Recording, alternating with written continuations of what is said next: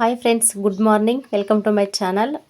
ಇದು ಬಂದು ಮಂಗಳವಾರ ಬೆಳಿಗ್ಗೆ. ಟೈಮು ಬೆಳಗಿನ ಜಾವ 5:15 ಆಗಿತ್ತು ನಾನು ವಿಡಿಯೋ ಸ್ಟಾರ್ಟ್ ಮಾಡಿದಾಗ. ನಾನು ಬಂದು ಬೇಗನೆ ಎದ್ದಿದ್ದೆ. ಕುಡಿಯೋ ನೀರು ಇರಲಿಲ್ಲ, ಅದಕ್ಕೆ ಬೇಗನೆ ಬಿಟ್ಬಿಡ್ತಾರೆ. ಒಂದು 4:15 ಹಂಗೆ ನೀರು ಬಿಡ್ತಾರೆ ಕುಡಿಯೋ ನೀರು. ಅದಕ್ಕೋಸ್ಕರ ಸ್ವಲ್ಪ ಬೇಗನೆ ಎದ್ದೊಳ್ಬೇಕು. ಅದಕ್ಕೆ ಎದ್ಬಿಟ್ಟು ನೀರೆಲ್ಲ ಹಿಡಿದ್ಬಿಟ್ಟು ಕುಡಿಯೋದಕ್ಕೆ ಆಮೇಲೆ ವೀಡಿಯೋ ಸ್ಟಾರ್ಟ್ ಮಾಡಿದೆ. ಒಂದು ಸ್ವಲ್ಪ ಪಾತ್ರೆ ಕೂಡ ಇದ್ದು, ಪಾತ್ರೆ ಕೂಡ ಹೊರಗಡೆ ಇಟ್ಟೆ. ಇವಾಗ ಏನು ಚಳಿ ಅಂತ ಅನಿಸಲ್ಲಲ್ವ, ಸುಮ್ಮನೆ ಒಂಥರ ಬೆಚ್ಚಗಿರುತ್ತೆ. ಏನು ಇದಿರಲ್ಲ, ಹೊರಗಡೆ ಎಲ್ಲ ಆರಾಮ್ಸೆ ಅಡ್ಡಾಡ್ಬೋದು, ಕೆಲಸ ಕೂಡ ಮಾಡ್ಕೋಬೋದು, ಏನು ತೊಂದರೆ ಇಲ್ಲ. ಇನ್ನು ಆಗಲೇ ಎಲ್ಲ ಜನ ಕೂಡ ಎದ್ದಿದ್ರು. ಇದು ಕಾಲದ ಮೇಲೆ 4 ಗಂಟೆಯಿಂದನೇ ಎದ್ಬಿಡ್ತಾರೆ ನಮ್ಮ ಊರ ಸೈಡೆಲ್ಲ. ಇನ್ನು ಓಡಾಡ್ತಾ ಇರ್ತಾರೆ. ನಾನು ನೀರೆಲ್ಲ ಹಿಡಿದ್ಮೇಲೆ ಇನ್ನು ಪಾತ್ರೆ ಕೂಡ ಎಲ್ಲ ಹೊರಗಡೆ ಇಟ್ಟು ಟೀ ಕೂಡ ಇಟ್ಟಿದ್ದೆ. ಇನ್ನು ನನ್ನ ಮಗ ಮಲ್ಕೊಂಡಿದ್ದೆ ಸದ್ಯ. ನಾನು ಎದ್ಬಿಟ್ರೆ ಅವನು ಎದ್ದೊಳ್ತಾನೆ, ಆದರೂ ಹಾಗೆ ಮಲ್ಕೊಂಡಿದ್ದೆ ಸದ್ಯ. ಇನ್ನು ಟೀ ಕೂಡ ಮಾಡ್ತಾಯಿದ್ದೀನಿ. ಬೆಲ್ಲ ಸಕ್ಕರೆ ಏನೂ ಇರಲಿಲ್ಲ, ಎಲ್ಲ ಖಾಲಿಯಾಗಿತ್ತು. ಇನ್ನು ಚಿಕ್ಕಮ್ಮ ಎದ್ದಿದ್ರಲ್ವ, ಚಿಕ್ಕಮ್ಮನ ಹತ್ರ ಕೇಳಿದೆ ಒಂದು ಸ್ವಲ್ಪ ಬೆಲ್ಲ ಕೊಡಮ್ಮ, ಟೀ ಆದರೂ ಮಾಡ್ತೀನಿ ಅಂತ. ಅವ್ರೊಂದು ಸ್ವಲ್ಪ ಕೇಳಿದ್ರೆ ಇಷ್ಟು ಬೆಲ್ಲ ಕೊಟ್ಟಿದ್ರು.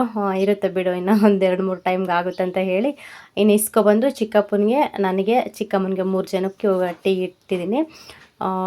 ಟೀ ಮಾಡಿ ಕೊಟ್ಟು ಬರೋಣ ಅಂತೇಳ್ಬಿಟ್ಟು ಇನ್ನು ಕೊಟ್ಟು ಬಂದು ನಾನು ಕೂಡ ಟೀ ಕುಡಿದು, ಇನ್ನು ನನ್ನ ಮಗ ಕೂಡ ಎದ್ದ. ಅವನು ಪಾಡಿಗೆ ಅವನು ಆಟ ಆಡ್ಕೊತಾ ಇದ್ದ. ಇನ್ನು ನೈಟ್ ಹೆಸ್ರುಕಾಳು ನೆನೆಸಿದ್ದೆ, ಅವನ್ನ ಹೆಸ್ರುಕಾಳು ಪಲ್ಯ ಮಾಡಿ ಬಸ್ಸಾರು ಮಾಡೋಣ ಅಂತ ಹೇಳಿ ಬೇಯಿಸ್ತಾ ಇದ್ದೀನಿ. ಈಗ ನೈಟೇ ನೆನೆಸ್ಬಿಟ್ಟಿದ್ದೆ, ಎಲ್ಲ ಸ್ವಲ್ಪ ಕಲ್ಲು ಎಲ್ಲ ನೋಡಿಕೊಂಡು ನೀಟಾಗಿ ಕ್ಲೀನ್ ಮಾಡಿ ನೆನೆಸಿಟ್ಟಿದ್ದೆ, ಸ್ವಲ್ಪ ಇದು ಮಾಡೋಣ ಅಂತ ಹೇಳಿ. ತುಂಬ ಚೆನ್ನಾಗಿರುತ್ತೆ. ಬಸ್ಸಾಂಬಾರು ಮಾಡಿ ಕೂಡ ತುಂಬ ದಿನ ಆಯಿತು. ತೆಂಗಿನಕಾಯಿ ಇದ್ದರೆ ಆರಾಮ್ಸೆ ಮಾಡ್ಬೋದು.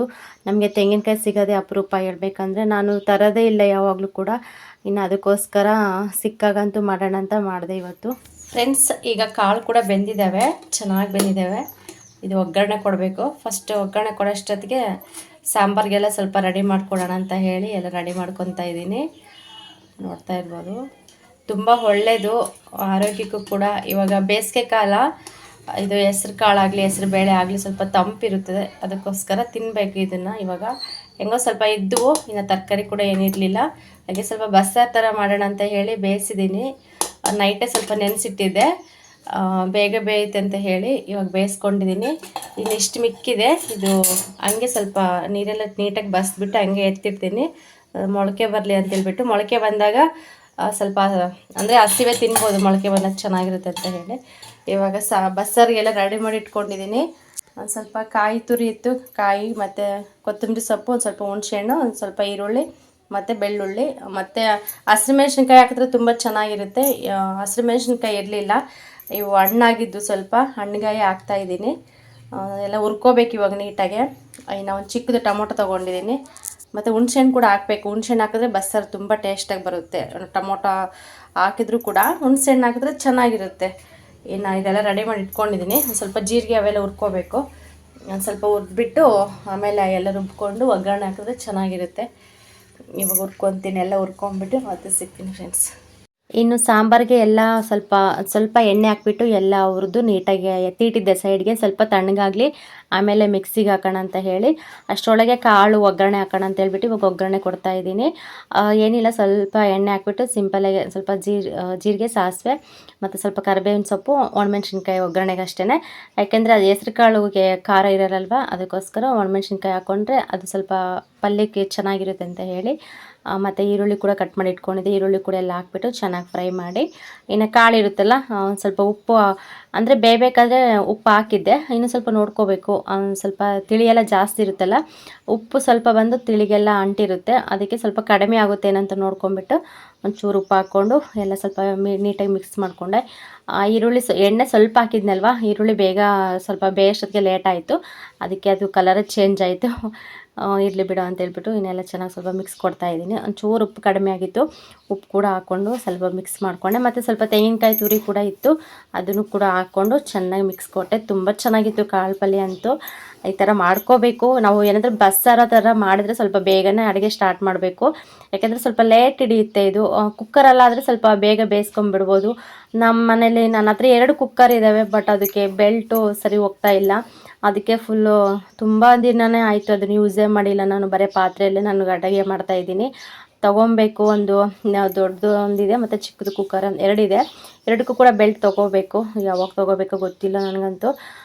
ಇನ್ನು ಕಾಳು ಕೂಡ ಒಗ್ಗರಣೆ ಹಾಕ್ಬಿಟ್ಟು ಇವಾಗ ಇದು ನೋಡ್ತಾ ಇರ್ಬೋದು. ಅದು ನಾನು ಒಗ್ಗರಣೆ ಕೊಡೋಷ್ಟೊತ್ತಿಗೆ ಎಲ್ಲ ಸ್ವಲ್ಪ ತಣ್ಣಗಾಗಿತ್ತು. ಇನ್ನು ಮಿಕ್ಸಿ ಜಾರ್ಗೆ ಹಾಕಿ ರುಬ್ಕೊಳ್ಳೋಣ ಅಂತ ಹೇಳಿಬಿಟ್ಟು ಅದನ್ನು ಕೂಡ ಎಲ್ಲ ತೊಗೊಂಡು ರುಬ್ಕೊಂಡೆ. ಇನ್ನು ಫ್ರೆಂಡ್ಸ್ ಈಗ ಟೈಮ್ ಬಂದು 9:30 ಆಯಿತು. ಕರೆಕ್ಟಾಗಿ 9:30 ಅಷ್ಟೊತ್ತಿಗೆ ಅಡುಗೆ ಎಲ್ಲ ಮಾಡಿದ್ದೀನಿ. ಬಸ್ಸಾರು ರೆಸಿಪಿ ಆದರೆ ಸ್ವಲ್ಪ ಲೇಟ್ ಇಡಿಸುತ್ತೆ ಅಡುಗೆ ಮಾಡೋದು, ಕಾಳೆಲ್ಲ ಬೇಯಿಸೋದು ಮತ್ತು ಸಾಂಬಾರಿಗೆಲ್ಲ ಜೋಡಿಸ್ಕೊಳ್ಳೋದು ಸ್ವಲ್ಪ ಲೇಟ್ ಇಡಿಸುತ್ತೆ. ಆದರೂ ತುಂಬ ಚೆನ್ನಾಗಿರುತ್ತೆ, ಆರೋಗ್ಯಕ್ಕೂ ಕೂಡ ಒಳ್ಳೆಯದು. ಸ್ವಲ್ಪನೇ ಮಾಡ್ಕೊಂಡಿದ್ದು ಇದು ಇವಾಗಕ್ಕೂ ಮತ್ತು ಸಂಜೆ ಕೂಡ ಆಗುತ್ತೆ ನನಗೆ. ನೋಡ್ತಾ ಇರ್ಬೋದು ಚೆನ್ನಾಗಿದೆ. ಉಪ್ಪು ಹುಳಿ ಖಾರ 3 ಕೂಡ ತುಂಬ ಚೆನ್ನಾಗಿದೆ ಟೇಸ್ಟು. ಆಗಲೇ ಸ್ವಲ್ಪ ನೋಡಿದೆ ಹಿಂಗೆ ಟೇಸ್ಟ್ ಹೆಂಗಿದೆ ಅಂತ. ಕಾಳು ಅನ್ನ ಮಾಡ್ಕೊಂಡಿದ್ದೀನಿ, ಮುದ್ದೆ ಮಾಡ್ಕೊಂಡಿಲ್ಲ. ಇಷ್ಟು ಇದು ಸಂಜೆ ಕೂಡ ಅನ್ನ ಆಗುತ್ತೆ. ಸಾಯಂಕಾಲ ಒಂದು ಸ್ವಲ್ಪ ಮುದ್ದೆ ಮಾಡಿಕೊಂಡ್ರೆ ಸರಿ ಹೋಗುತ್ತೆ ಅಂತ ಹೇಳಿ ನಾನು ಅನ್ನಕ್ಕೆ ಜಾಸ್ತಿನೇ ಇಟ್ಟೆ ಇವತ್ತು. ಇವಾಗ ಊಟ ಮಾಡಿಸ್ಬೇಕು ನನ್ನ ಮಗನಿಗೆ ಕೂಡ. ಆಗಲೇ ಅವನು ನಮ್ಮ ಅಣ್ಣ ಬೆಳಿಗ್ಗೆ ಕೆಲ್ಸಕ್ಕೆ ಹೋದ್ರು. ಆ ಕೆಲ್ಸಕ್ಕೆ ಹೋದ ತಕ್ಷಣ ಊಟ ಮಾಡ್ತಾರಲ್ವ, ಅವಾಗ ಹಂಗೆ ಜೊತೆಗೆ ಹೋಗಿ ಊಟ ಮಾಡಿದ್ದಾನೆ. ಕೇಳಿದೆ ತಿನ್ನಿಸ್ಬೇಕೇನೋ ಅಂದರೆ ಬೇಡ ಅಂತ ಹೇಳ್ದ. ಇನ್ನು ಬೇಕಂದ್ರೆ ಅವನೇ ಕೇಳ್ತಾನೆ.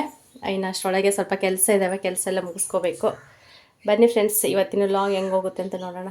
ಇನ್ನು ಟೈಮ್ ಬಂದು 10:30 ಆಗಿತ್ತು. ಇನ್ನು ನನ್ನ ಮಗನಿಗೆ ಸ್ನಾನ ಮಾಡಿಸಿ ಮಲಗಿಸ್ಬಿಟ್ಟೆ. ಬೇಗನೆ ಮಲ್ಕೊತಾನೆ.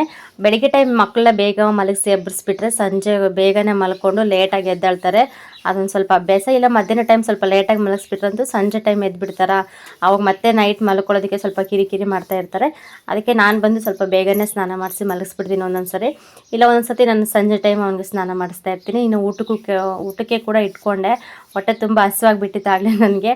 ಇನ್ನು ಊಟ ಮಾಡಬೇಕಂತ ಹೇಳಿ ಊಟಕ್ಕೂ ಕೂಡ ರೆಡಿ ಮಾಡ್ಕೊಂಡಿದ್ದೆ ನಾನು. ಹಾಯ್ ಫ್ರೆಂಡ್ಸ್, ಈಗ ಟೈಮ್ ಬಂದು 5:30 ಆಗಿದೆ ಕರೆಕ್ಟಾಗಿ. ಗೊತ್ತಿಲ್ಲ, ಇವತ್ತು ವೆದರ್ ಒಂಥರ ಇದೆ ನೋಡ್ತಾ ಇರ್ಬೋದು. ಡೈಲಿ ಫುಲ್ಲು ಬಿಸಿಲು ಬರ್ತಾ ಇತ್ತು. ಇವತ್ತೇನೋ ಸ್ವಲ್ಪ ಮೋಡ ಥರ ಆಗಿದೆ ನೋಡ್ತಾ ಇರ್ಬೋದು.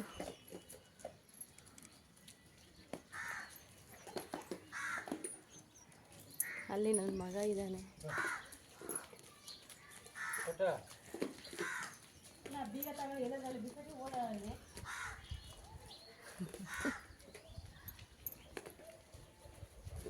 ಏಯ್ ಗುಂಡ ದಾ